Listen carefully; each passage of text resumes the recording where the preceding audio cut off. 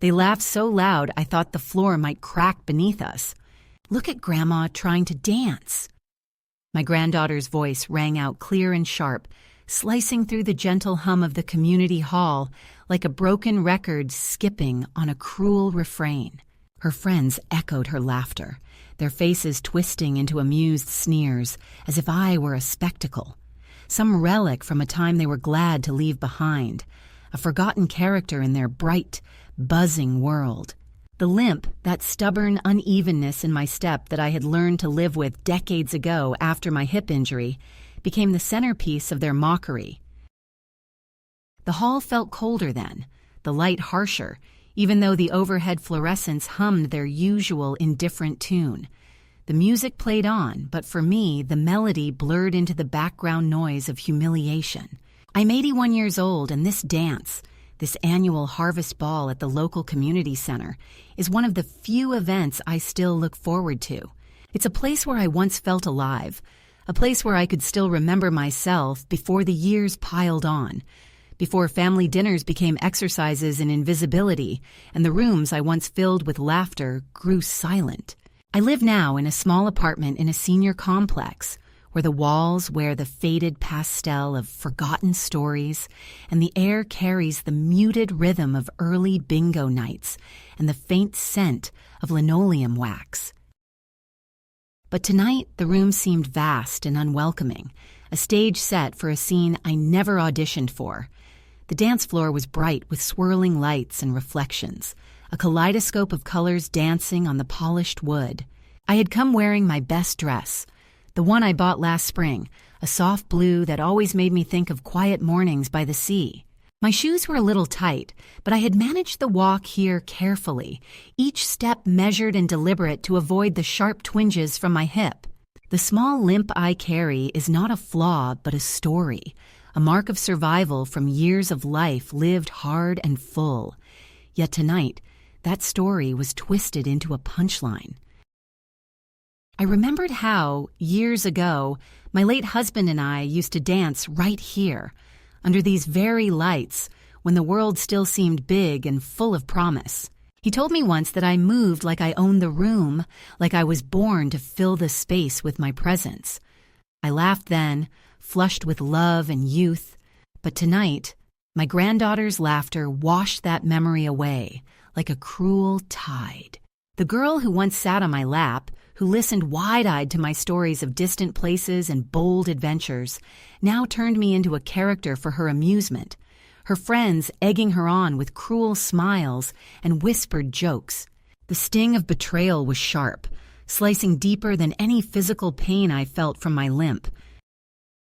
No one stopped her, not even her mother, my daughter, who watched from a distance with an awkward smile and averted eyes, as if discomfort could erase what had just been done. The room filled with chatter, music, and the shuffle of feet, but I felt only the heavy weight of isolation pressing in. I sat down at the edge of the dance floor, clutching my purse in my lap, pretending not to hear the whispered giggles and pointed glances. My heart clenched, but I forced myself to breathe slowly, to stay grounded in the moment and not dissolve into tears. The family that once begged me to babysit, to hold the grandkids close when they were small and frightened, now barely greeted me. Their warmth was gone, replaced by polite distance and the unspoken message that I no longer belonged to the picture they were painting. At the dinner table later, I was handed a paper plate, while others used fine china. My granddaughter sat nearby, absorbed in her phone, occasionally glancing up to share another laugh with her friends, again carefully excluding me from their circle, their lives, their fun. I thought about the years when I was the one who taught that granddaughter how to walk, how to say her first words, how to hold a pencil, the years when I made her birthday cakes with hands that now trembled slightly as I tried to pour the punch, the years I gave her a place to belong. And now, in this crowded room full of familiar faces, I was nothing more than an afterthought, a joke, a shadow of the grandmother I had once been. The music changed then to a slower tune, the kind that invites you to take a partner. I watched couples sway and spin, young and old, but no one asked me. The sting of being forgotten was almost unbearable. But within that silence, a small ember flickered inside me, a reminder that I still had a heartbeat, that I still had a voice, even if it was barely a whisper. As the evening wore on, I sat quietly, nursing my pride and my pain, surrounded by laughter that wasn't for me. The night was long, the lights dimming and brightening in a slow, cruel dance of their own. When at last the music slowed and the crowd thinned, I found myself standing, slowly rising on legs that ached but would not betray me completely. It was time to choose whether to remain on the sidelines, invisible and dismissed, or to reclaim the dignity that laughter tried to steal. I walked out onto the dance floor, every eye turning toward me. The room fell silent, the tension thick enough to taste. My granddaughter's friends smirked, ready for another show. But I did not come for their approval. I came for myself. I approached the young man who had been circling the dance floor, the boyfriend of one of those girls, the one who had been watching me with a mixture of curiosity and unease. I held out my hand and said, "Dance with me, unless you're too afraid." His surprise was clear, but he took my hand without hesitation. We moved slowly, deliberately, finding a rhythm that was mine and mine alone. For a moment, the room stopped being a place of humiliation and became a space of quiet triumph. The limp did not vanish, but it no longer defined me. I was more than a shadow, more than a punchline. I was still a woman who could move, who could choose, who could dance. And as the music played, I understood something new. Dignity isn't given. It's taken. Even if you have to walk with a limp. The moment I realized everything had shifted irreversibly came just seconds after her laughter echoed through the room. A sharp, careless sound that seemed to ricochet off the walls and settle deep inside me like a stone dropped into still water. It was not just the mockery itself, though that cut deeply enough, but the way she said it, the cruel joy in her voice, the deliberate performance for her friends, as if she were unveiling some great spectacle that everyone was meant to witness and enjoy at my expense. "Look at Grandma trying to dance," she said, her words ringing clear and loud, her friends' laughter rising in waves around us. I could see the way their eyes gleamed with amusement, how they nudged each other with sly smiles, as if I were no more than a source of entertainment, a punchline in a joke they had crafted without me. I watched my granddaughter's face, the familiar features twisted into something I barely recognized, a mask of youthful arrogance and thoughtless cruelty that made my chest ache. She was not just being childish, she was being deliberately cruel. It was the kind of cruelty that comes from feeling powerful at another's expense, from knowing that you hold the microphone in a room where someone else is forced to listen. My granddaughter, once a small girl with wide eyes and a gentle smile who clung to my hand when the world felt too big, had transformed into a person who found joy in diminishing me, in exposing my vulnerabilities for others to laugh at. And worse, no one stopped her. Her mother, my own daughter, stood nearby, her lips pressed tight, her eyes flicking away like a guilty spectator hoping the moment would pass without confrontation.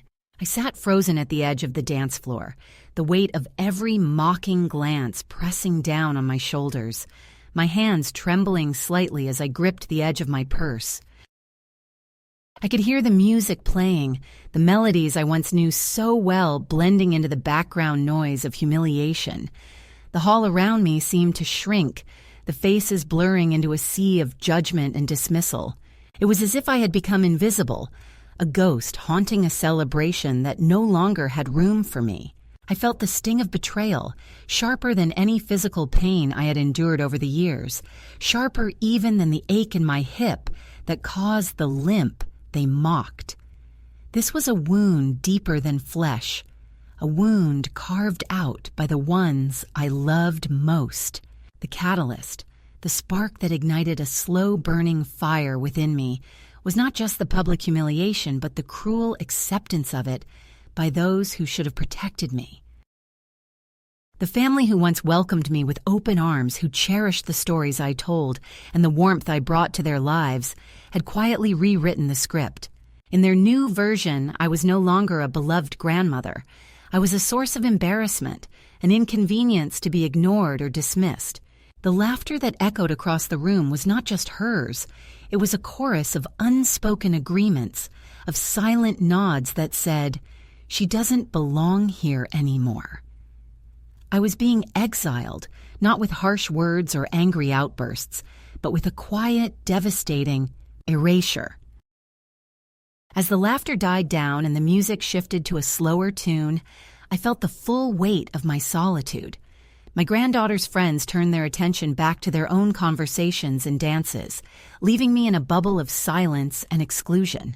Even the staff at the community center seemed to avert their eyes, unwilling or unsure how to intervene in a moment that was clearly charged but left no room for challenge. I felt the cold sting of tears threatening to spill over, but I held them back, refusing to give my tormentors the satisfaction of seeing me break. That night, as I sat alone in my small apartment, the events replayed in my mind like a broken film strip, each frame a reminder of my diminished place in a family and community that once embraced me. The catalyst was not a single act, but a convergence of subtle betrayals. The jokes whispered behind my back, the avoidance of eye contact, the gentle but firm exclusion from conversations and plans. The mocking of my limp was merely the loudest expression of a truth I had known for a long time, that I was being pushed to the margins, a woman whose body and spirit no longer fit into the image her family wanted to present to the world. Yet within that night of despair, a seed of resolve took root. I realized that this moment of betrayal, as painful as it was, could also be a turning point. It forced me to confront the reality of my situation, to see clearly the gulf that had grown between me and the people I had loved and trusted. But it also made me ask a question I had been too afraid to voice. What if I stopped waiting for their acceptance? What if I stopped shrinking myself to fit into the roles they assigned me? That question lingered in the quiet darkness, a fragile flicker of hope against the shadows of rejection. The catalyst, then, was both an end and a beginning. It marked the moment I stopped pretending that everything was fine, the moment I stopped excusing their cruelty with excuses about youth or ignorance. It was the moment I allowed myself to feel the full weight of my pain without apology. But it was also the moment I began to imagine a different path, a path where I might reclaim my dignity, my voice, and my right to be seen as a whole person, not a caricature. In the days that followed, the sting of that night remained, but it no longer paralyzed me. Instead, it became a quiet fuel, a steady fire burning beneath the surface, urging me to stand taller, to walk with intention, and to take up space unapologetically. The laughter that had once threatened to drown me now seemed distant, like a storm passing over a landscape that would soon feel the sun again. The catalyst was painful, but it was necessary. It was the first step on a long journey toward reclaiming myself.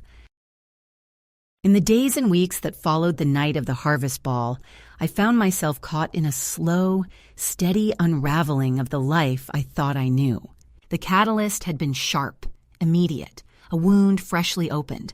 But what came next was a quieter, more insidious kind of pain, the kind that seeps in, unnoticed until it becomes part of the landscape. The first escalation was not a dramatic confrontation or an explosive argument. It was a subtle erosion, a fading away that no one acknowledged, but everyone understood. My place in the family, once secure and cherished, began to shrink inch by inch, like the fading light at dusk, until I was left on the edges, watching from the sidelines.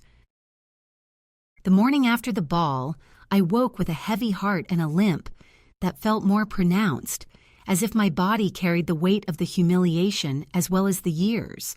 I moved slowly through my small apartment, the worn carpet soft beneath my feet, but unable to cushion the ache in my chest. The phone sat silent on the table, no messages, no calls. It was as if the world had taken a collective breath and held it, waiting to see what I would do next. I knew then that the laughter was not an isolated moment. It was a signal, a line crossed, and that nothing would be quite the same again. My granddaughter, once a source of joy and connection, began to avoid me.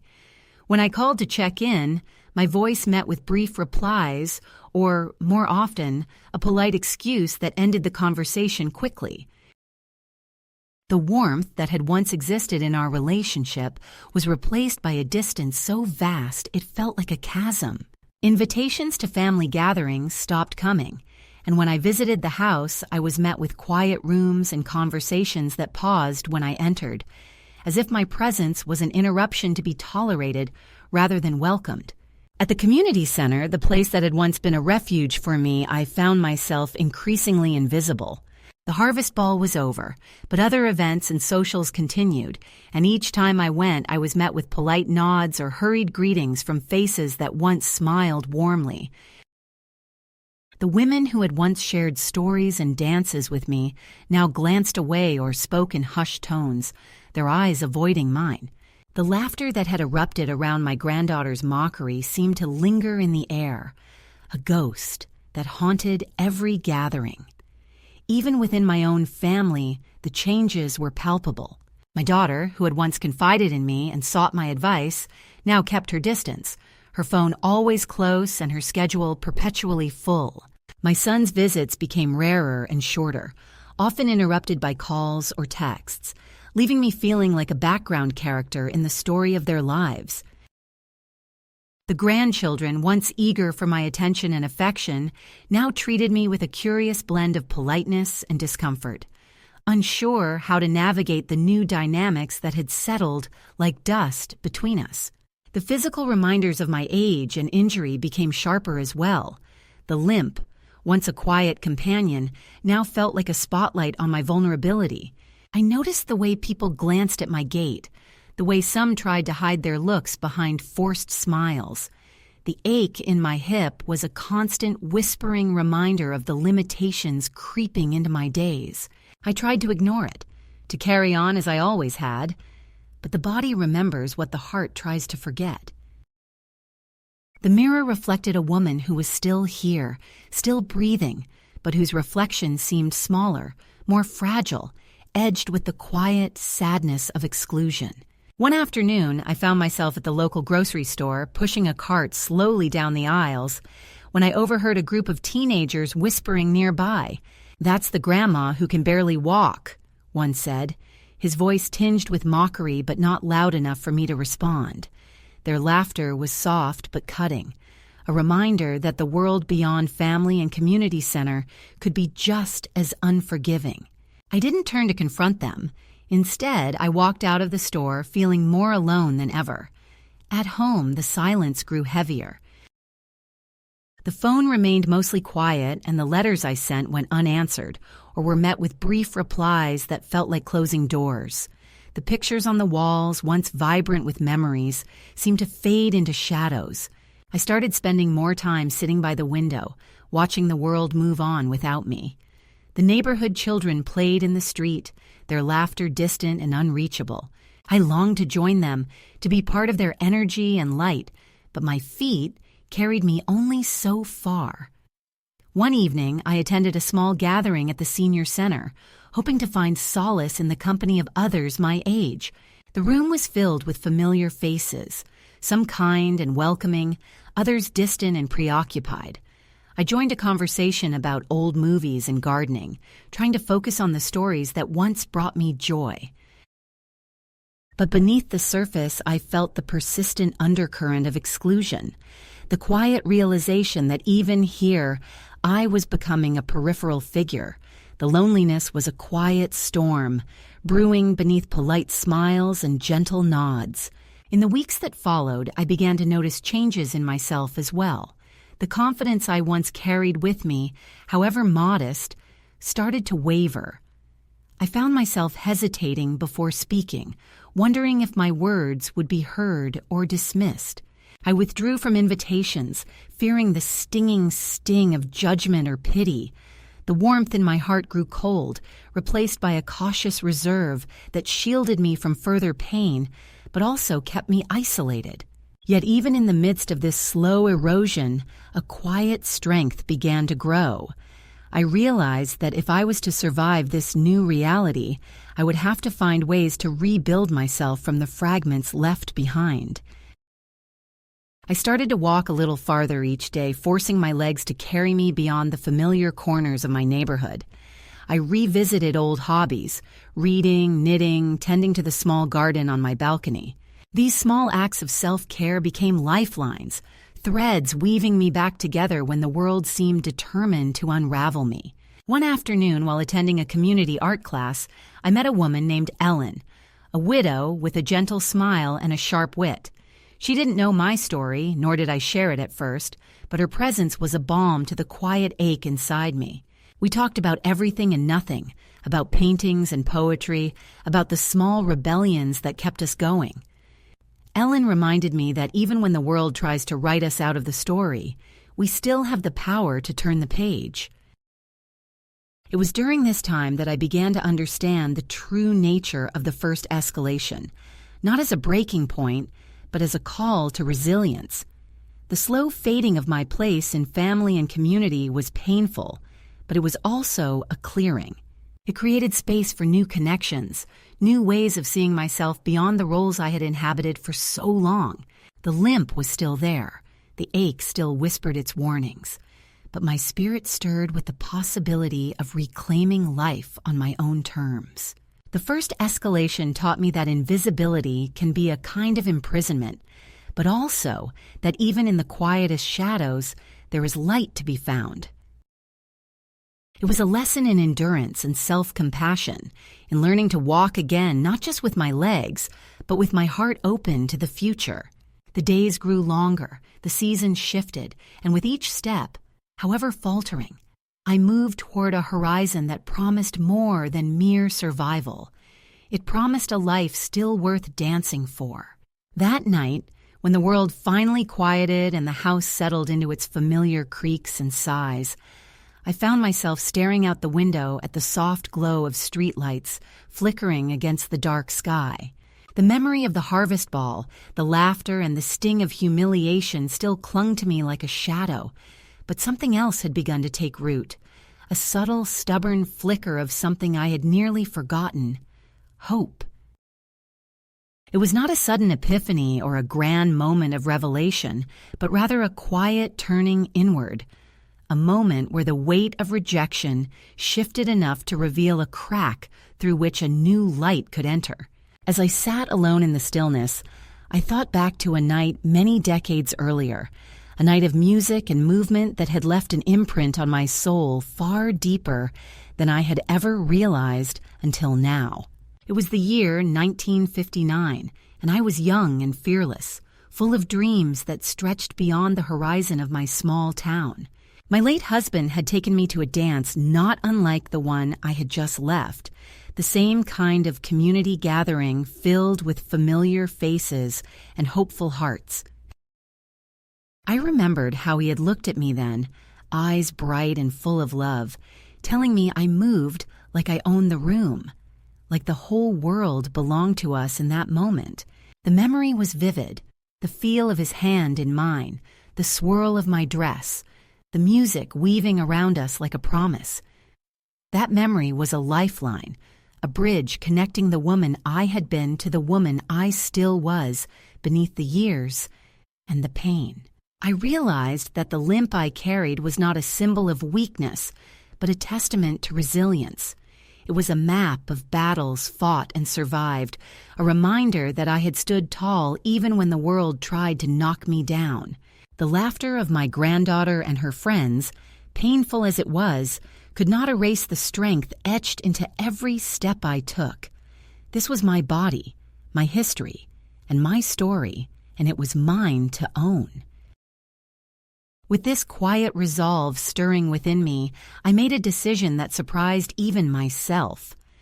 I would return to the dance hall, not to seek approval or to mend broken relationships, but to reclaim the part of myself that had been silenced. I wanted to remind the world, and most importantly myself, that I was still here, still capable of joy and presence. The act was simple, yet profound. I would walk onto that dance floor and take the first step toward owning my dignity again, no matter the cost. The next evening, I dressed carefully, choosing a soft dress that made me feel like myself again, a nod to the woman who had once danced freely without fear. My steps were slow but deliberate as I made my way back to the community center, each movement a quiet declaration of defiance against the erasure I had endured. The familiar faces turned toward me with surprise, some with awkward smiles, others with thinly veiled curiosity. The room held its breath, as if sensing the shift that was about to unfold. I did not seek out my granddaughter or her friends. Instead, I moved with purpose toward the edge of the dance floor, letting the music wash over me like a balm. The melodies were older now, tunes I recognized from long ago, and with each note, I felt a connection to the past and a renewal of the present. The memory of that night in 1959 lingered in my mind, a beacon guiding me back to a place where I belonged, not because others granted me permission, but because I claimed it for myself.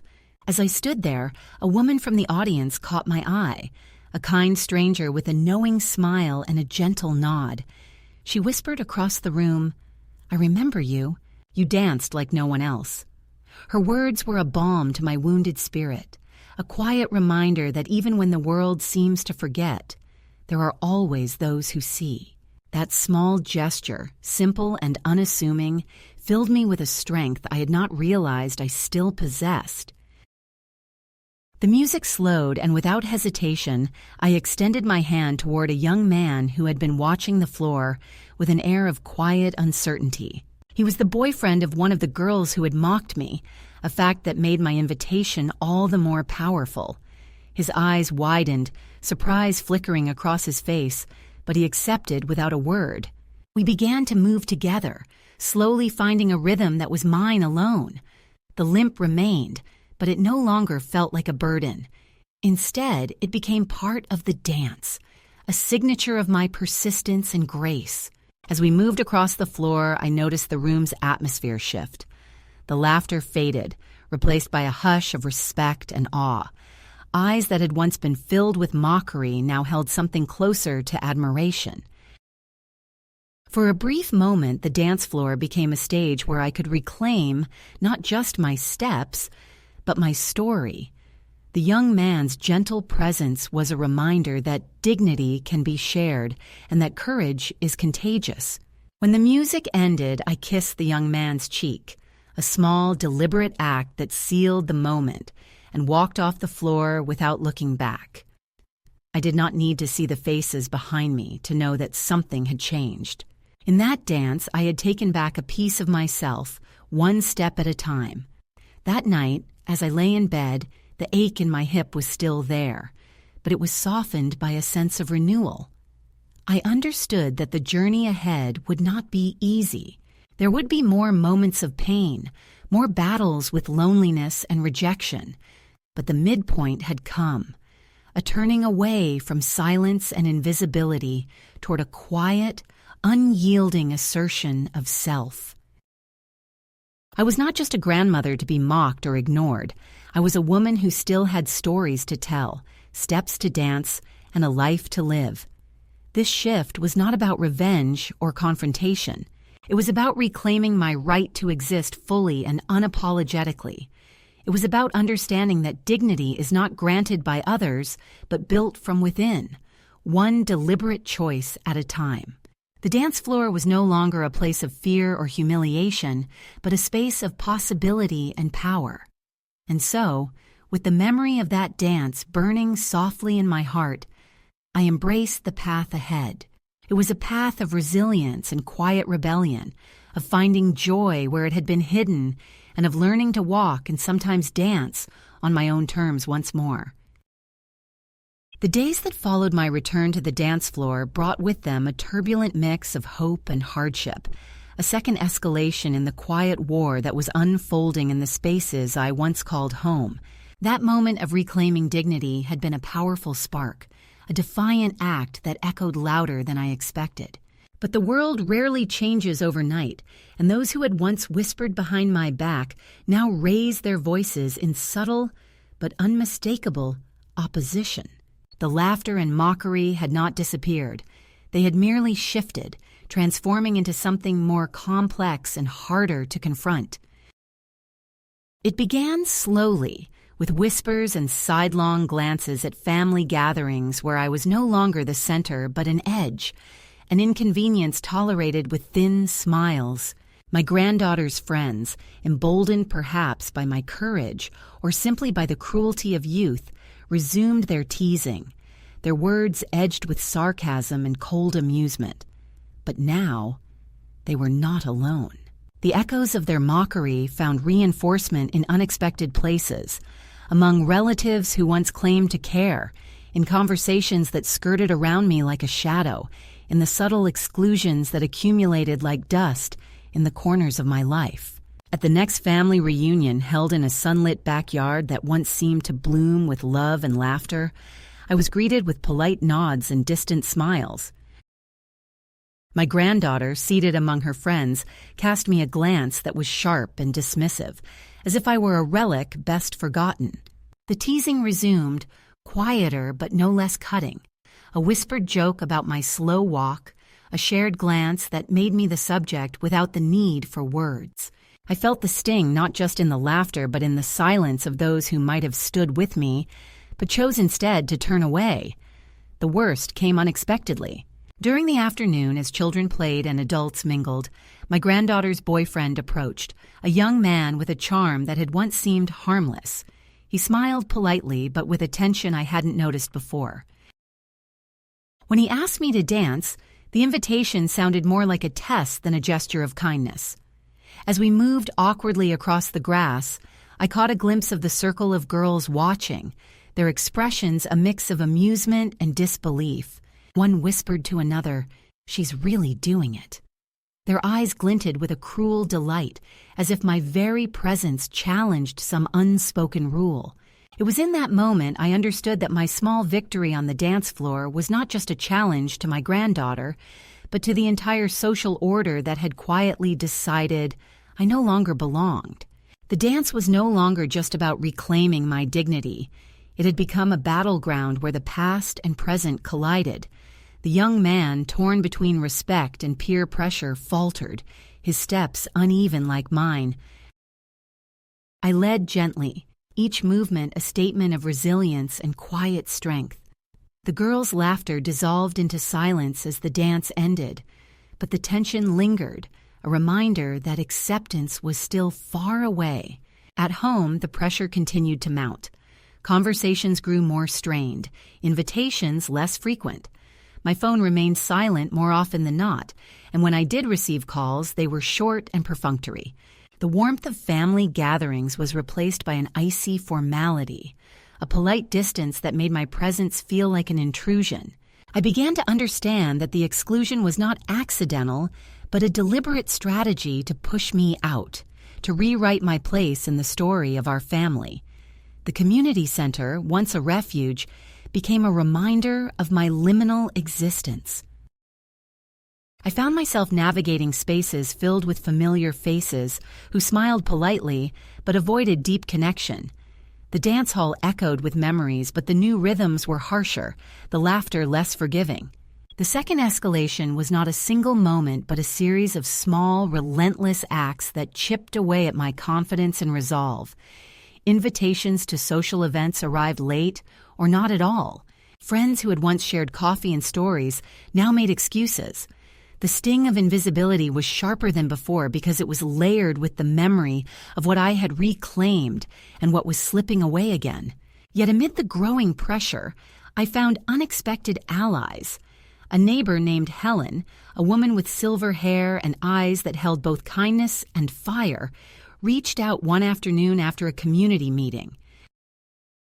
"I saw what you did at the dance," she said quietly, "and I want you to know you're not alone."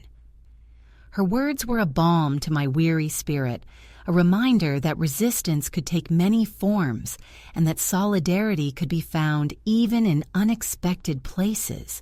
Helen became a companion in the quiet rebellion, someone who understood the pain of being marginalized and the strength it took to stand tall despite it.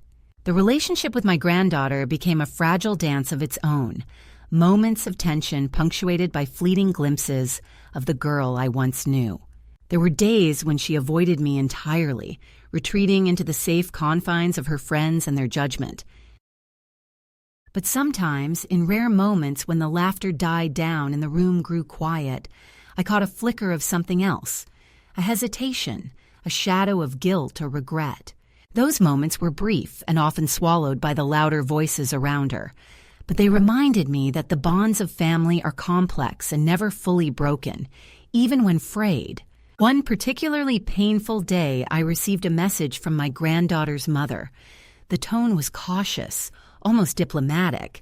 She spoke of concerns for my health and well-being, of the need to find common ground and move forward for the sake of the family. The words felt hollow, more a formality than a genuine olive branch. It was clear that the family's priority was control, maintaining appearances, and preserving their carefully constructed image.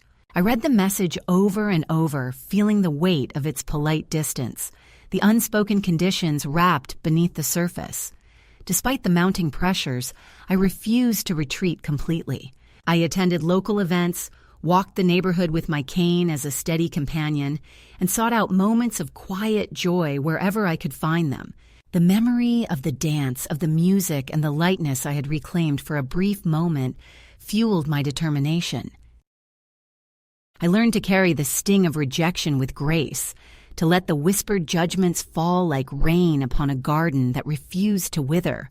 The second escalation tested my resolve in ways I had never imagined, but it also revealed the depth of my own strength. In the quiet evenings, I wrote letters I never sent, pouring out my feelings onto paper in a way I could not voice aloud. I traced the arc of my journey from invisibility to assertion, from humiliation to resilience. Each word was a step, each sentence a small victory.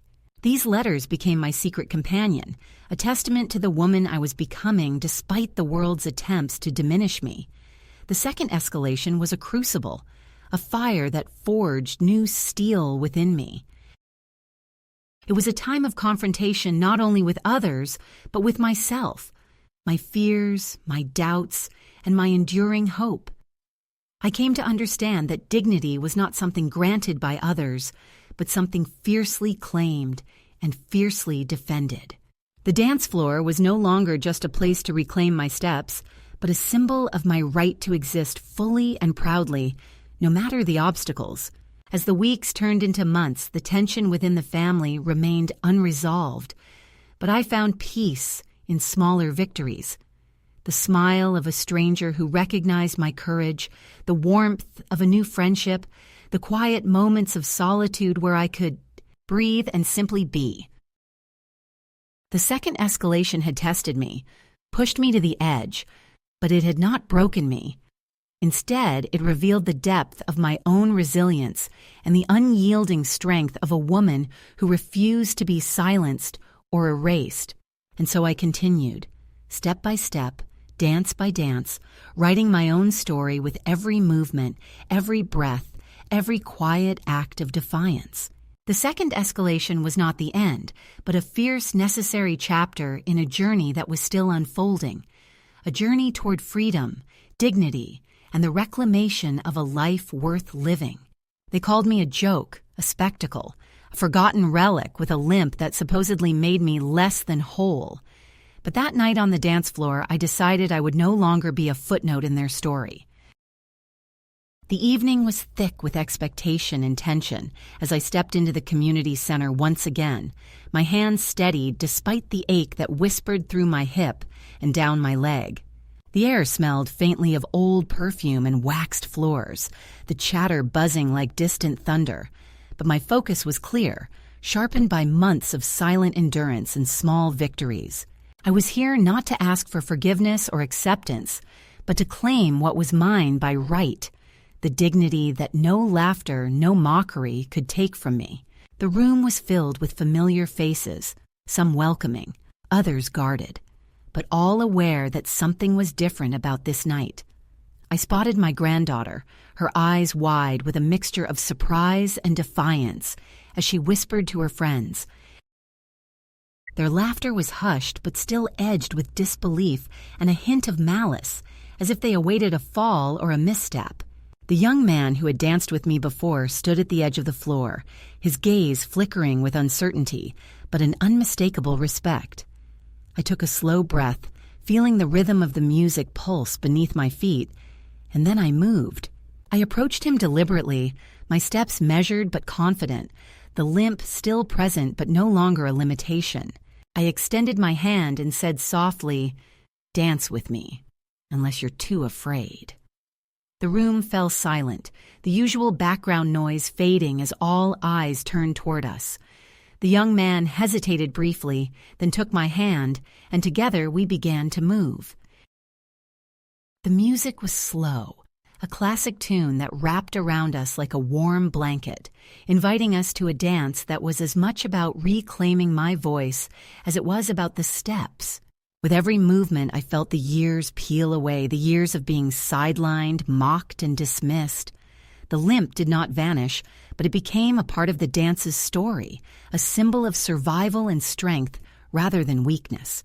The young man's steps mirrored mine, uncertain at first but growing steadier with each turn, and I felt a surge of pride that this simple act of grace could quiet the room. The laughter that had once filled the air was replaced by a hush, a collective breath held in awe and perhaps for some, a moment of reckoning. As we danced, I caught glimpses of faces softened by surprise, even admiration. The girls who had once mocked me now looked away, their smiles faltering, their confidence shaken by the undeniable presence I commanded. The young man leaned in and whispered, "You're amazing." And those words were a balm to a wound I thought had long festered beyond healing. I smiled, not just for him but for myself, for the woman who had dared to take the floor and dance despite the world telling her she shouldn't. When the song ended, I kissed the young man's cheek lightly, a gesture of gratitude and quiet triumph, then stepped away from the floor. The applause that followed was soft but sincere, a sound I had not expected, and one that filled me with a warmth that rivaled the sting of past wounds. I did not look back at my granddaughter or her friends. I did not seek their approval or forgiveness. I had danced for myself, and that was enough. Later, as I sat alone with a cup of lukewarm punch, the night settling around me like a familiar quilt, I felt a peace that had eluded me for so long. The dance was not just a moment. It was a turning point, a declaration that I would no longer be defined by others' perceptions or their cruelty. I was still here, still whole, still worthy of joy and respect. That night, I understood that reclaiming dignity is not about erasing the past, but embracing it, wearing every scar and limp as a testament to the journey. I had taken the floor, and in doing so, had taken back my life. And to any woman who finds herself sidelined or mocked, I say this: do not wait to be invited. Take the floor, even if you limp, especially if you limp, because your dance is your voice, and it deserves to be heard. The night after I danced, the world outside seemed quieter, almost as if it, too, was taking a moment to breathe and reflect on what had just happened. I returned to my small apartment, the walls familiar and comforting in their silence, but my heart carried a lightness that was new, unfamiliar, yet deeply welcome. The limp remained, a part of me as much as the memories of laughter and tears, but it no longer defined my worth or my place in the world. I sat by the window, watching the shadows stretch and fold over the quiet street, and for the first time in a long while, I felt a sense of peace that wasn't born from resignation, but from quiet triumph. In the days that followed, the sting of mockery faded into a distant echo, replaced by the steady pulse of renewal. I began to walk with more purpose, not just physically but emotionally, stepping into spaces where I once hesitated, reclaiming corners of my life that had been ceded to fear and silence. My granddaughter's laughter no longer haunted my thoughts. Instead, I found comfort in small acts of kindness from unexpected places. A neighbor's smile, a friendly greeting at the market, the gentle nod of a fellow walker in the park. These gestures reminded me that dignity is not a gift reserved for the young or the strong, but a right that belongs to every person who chooses to stand tall despite the weight they carry. The relationship with my granddaughter remained complicated, a fragile thread stretched thin by years of unspoken hurts and misunderstandings. We did not speak often, and when we did, the words were careful and measured. But beneath the surface, a quiet respect began to grow. She no longer laughed at my limp in front of her friends, and I sensed a hesitation in her eyes, a recognition that the woman before her was not the fragile figure she once mocked, but someone who had found strength in vulnerability and grace in perseverance. I learned to embrace the new rhythms of my life, finding joy in moments that once passed unnoticed. The soft rustle of leaves in the breeze, the warmth of sunlight on my face, the rich aroma of coffee shared with a friend. I returned to the dance floor not to prove anything to others, but to celebrate the woman I had become, each step a testament to resilience and self-love. The community center's events became less about belonging to a group and more about honoring my own journey, a space where I could move freely and without apology. One afternoon, as I walked through the park, a young mother stopped me, her eyes bright with curiosity and warmth. She spoke of her own struggles with aging parents, the delicate dance of care and independence, and the fears of invisibility that sometimes shadowed her days. We talked for a while, sharing stories that bridge generations, and in that exchange, I realized that my journey was not just my own, but part of a larger tapestry of women who had walked similar paths. The dance I had taken on that floor was a symbol not just for me, but for all of us, an invitation to claim our space, to be seen and heard on our own terms. As the seasons turned, I found myself less bound by the past and more open to the possibilities of the future. The limp remained, a reminder of the battles fought and won, but it no longer whispered doubt or limitation. Instead, it sang of survival and the beauty of imperfection. I wore it like a badge of honor, a mark of a life fully lived, with all its joys and sorrows. To any woman who feels unseen, unheard, or diminished, I offer this truth. Your story matters. Your voice deserves to be heard, and your dance is a powerful act of reclaiming yourself. Do not wait for permission or approval.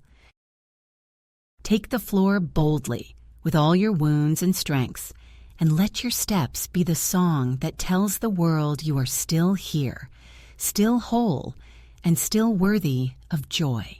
And as I close this chapter of my life story, I do so with a heart full of gratitude for the pain that taught me resilience, for the laughter that sharpened my courage, and for the dance that reminded me who I am. I'm not just a grandmother with a limp. I am a woman who walked through fire and found her own light. And that light will never be dimmed again.